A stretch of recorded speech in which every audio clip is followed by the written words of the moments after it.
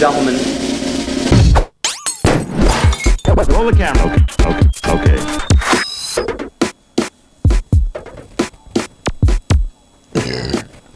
Good evening, ladies and gentlemen. Kia ora. Welcome to Room 14's M.I.S. News. I'm Jordan Smith. And I'm Courtney Old. Today on M.I.S. News, we have live reports of the 5.6 earthquake that hit the small Waikato town of Matamata. Today's sports headlines are hit with the latest magpie attack on an intermediate superstar, plus latest reports on a robbery at the intermediate. But first up, There has been breaking news that a 5.6 magnitude earthquake has hit a little town in the Waikato called Matamata at 8:44 a.m. this morning. 5 people have been confirmed dead and 120 people have been badly injured. The majority of the 120 injured have been sent to Waikato Hospital. There is rubble everywhere and police have said they are sure they will find more bodies in the rubble. 100-year-old trees have been pulled out of the ground.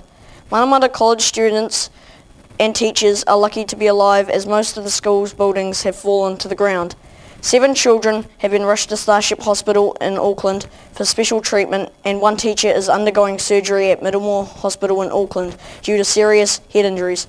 Matamata Intermediate have kindly opened up their doors and are allowing families to stay in the school hall. The Intermediate got off very lightly with only a few classrooms that have cracks through the walls, 2 missing roofs and one of the tech rooms is crumpled to the ground. We now go live with our on-the-spot reporter, Riley Clothier, from the main street of Matamata with more information. Hello, I'm Riley and here we have Carolyn Osborne from Matamata Primary, who has had a tragic morning. Hi Carolyn, and thanks for joining us today. Oh, that's quite all right, Riley. A very devastating start to the morning. This day will be marked in history and remembered forever. What is the latest in Matamata this morning? Well, it is looking incredibly miserable here in Matamata. The death toll has just risen to 24, and that is sure to increase once emergency services begin to get inside damaged buildings. Matamata Primary has taken a huge loss. The classroom was crushed by a falling tree, and 6 children and 1 teacher were killed.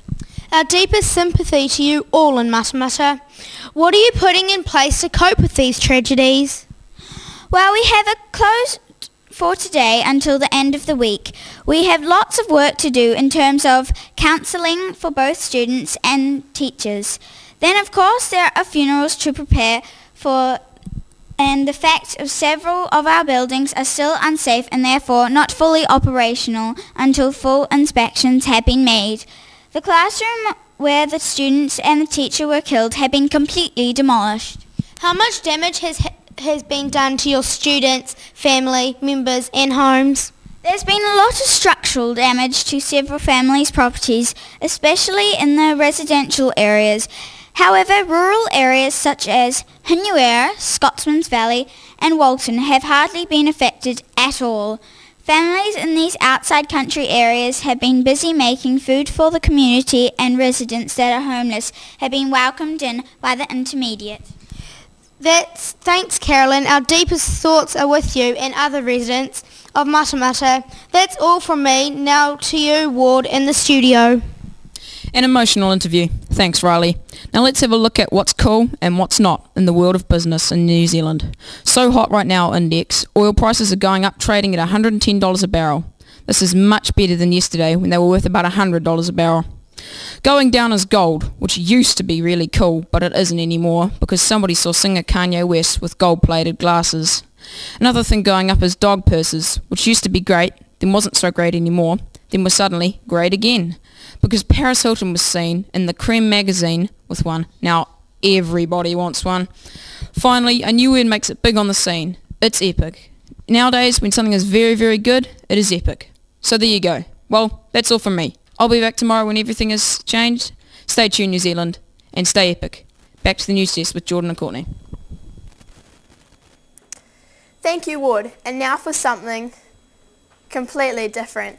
We head to the Intermediate with some interesting sports news. At lunchtime today, we received reports of a young Intermediate boy being attacked by a flock of magpies. The name of the victim has just been released, and it turns out to be superstar athlete Sam Weatherly. Reports state that Sam was in the middle of a league game when magpies swooped down and attacked him from behind. He was found lying in the middle of the school field, unable to move, by the principal of the intermediate, Marion Henriksen. When Marion found Sam, she claimed he looked extremely battered and bruised and was very traumatized and in a state of shock. Marion called an ambulance and Sam went to Poland Hospital for further examinations. Now over to our reporter, Logan Raynell. Thanks, Courtney. I'm Logan Raynell, and joining me now is athlete Sam Weatherly and his principal Marion Henriksen. How are your injuries, Mr. Weatherly? Do you think you will need to take much time off before getting back into your favourite game? I have a lot of bruising. Luckily, I have very little abrasions in the face as I managed to cover my face with my hands. I have a lot of beak marks on my arms and legs. I have been to the doctors and had 25 stitches to my lower back. As principal, how are you dealing with the responsibilities that these attacks have put on place for you and your school? Well, this afternoon we have a meeting with the council to discuss how to get rid of these ugly-looking magpies by shooting them.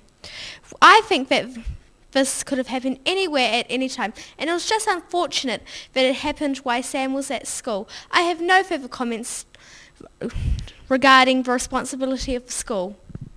How did the other students react during the attack? Did anyone try to help you? Well, no one stopped to help. They all screamed and ran off, leaving me to fend them off by myself. Marion, how did you hear of the attack? I was alerted by two of Sam's classmates who were also playing the game of league. I immediately went out to the field, but by the time I went there, the magpies had all cleared out. Well, very interesting interview, but we're out of time. Back to you, Jordan, in the studio. Thanks, Logan. And now for some more shocking news. Based at the Intermediate. Last night at approximately 9:30 p.m, there was a robbery at Matamata Intermediate. Well-known digital classroom teacher Miss Workman was attacked in her classroom while working on organisation for the Room 4 and 14 class camp to Wellington. The alleged robber wore a clown uniform and his weapons were a water pistol and a feather. Miss Workman claims that the culprit pinned her down, squirted her with water and tickled her with the feather. Then he tied her legs and arms up with pink ribbon and then stole her laptop, 2 storybooks, Miss Workman's lipstick and a pack of pink highlighters. As soon as the robber left the building, Miss Workman freed herself and rang the police immediately. Local Constable Sergeant Smith reported to the school, but there were no signs of the clown attacker. Sergeant Smith states that Miss Workman handled the situation amazingly well. If anyone's seen anything suspicious around 9:30 p.m. last night, could they please call the toll-free crime line, as this is the second attack in the last month from this alleged tickle monster. His last victim wasn't so lucky and died a grueling death. The coroner report states that the cause of the tickle monster's last victim was caused by 8 hours of straight tickling. Let's cross to our on-the-spot reporter who has more on the situation. Over to you, James Lawrence. Thank you, Jordan. I'm James Lawrence, and joining me now is Shaken Up school teacher Crystal Workman. Thank you for taking the time to meet with us this morning. We realise this must be very difficult for you. Are you able to give us any more details of this attack? Well, the only other details I am able to tell you is that the attacker entered the classroom through the door leading out the cloak bays and exiting through the far windows. I know the victim was a male due to his voice tone and his solid muscular build. Do you feel safe being alone in your classroom? No, I don't feel safe, and I don't think I will for a very long time. If anything, I have learnt a valuable lesson. My friends and family always told me off for staying alone in my classroom alone at night, and I never really took that so seriously. My classroom is in the back of the school in the dark, dingy area, bordering the college fence line, therefore a perfect place for predators and criminals. Now, Madison, how do the students of Room 14 feel of this attack? I speak on behalf of members in Room 14 in saying that we were hugely concerned about the incident, in saying that Miss Workman is an amazing teacher and we would be lost without her. Thanks for your time, Miss Whitman and Madison. Now over to you, Sam and Shiana, for the weather update. Thank you, James. Let's have a look at tomorrow's weather. Starting in the far north, a completely unexpected tropical storm in Kaitaia with some pretty flash flooding and raindrops as big as your head. If you're going outside, wear a hat. Moving down the island, in Auckland, there will be a mix of fair conditions and unfair conditions until lunchtime. But those are the conditions, and you'll just have to accept them. There will be no weather at all in the Bay of Plenty. It's taking a short break, but it should be back for the weekend. In Napier and Hastings, the weather will be occasionally changeable and occasionally not. We will have really no idea what will happen there. In Taranaki, a mild depression brings with a very dull day with no highlights whatsoever. It will be gloomy, overcast and miserable all morning. However, things should cheer up by the evening, so don't worry, everything will be fine. In Wellington, another capital day. There will be no wind at all, and the day conditions will be so pleasant they'll actually be extreme. In the top of the South Island, Kaikoura can expect to have a good day, meeting friends for lunch, going for a swim or reading the newspaper. But whatever you do, try to stay indoors as the weather will be just terrible. A real mix for Christchurch, where excessive rainfalls hit, along with some unreasonable rainfall, sensible winds, moderate thunderstorms and smattering of very angry snow. And in the lower south, Dunedin will be frosty, cold and unfriendly until late morning, when the sun will pop over for a visit. Everybody likes the sun. Back to you. Oh, this is all we've got now. Good night from New Zealand. We'll spot you tomorrow. Back to you, Emily. Thank you, Sam. I'm Emily, and today we're having 2 minutes with Brad Cooper with his latest hit movie, Hangover Part 2. Hello, Brad. Thank you for joining us. Thank you. It's an honour to be here, Emily. How have you been enjoying the new part in the new movie, Hangover Part 2? Well, it's been great working with the crew once again. They've been such a great group. Oh, except for all the blow-offs on the way here. Do you enjoy wearing all that makeup on the set? Oh yeah, it certainly does bring out my cheekbones. So Brad, have you got over your hangover lately? Well, it always really seems like I have a hangover, but really it's just my personality. Well, Brad, thank you very much for joining us. This has been 2 minutes with me. Back to the news desks with Jordan and Courtney. Thank you all for watching. We'll see you again next time. Goodbye, e noho rā.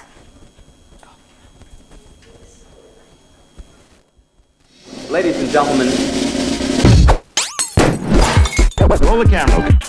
Okay.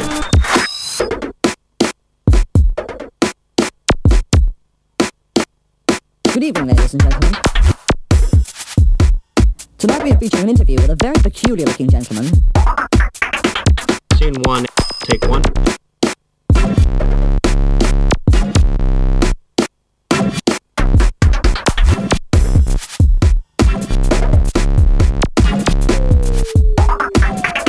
Scene 1, take 2.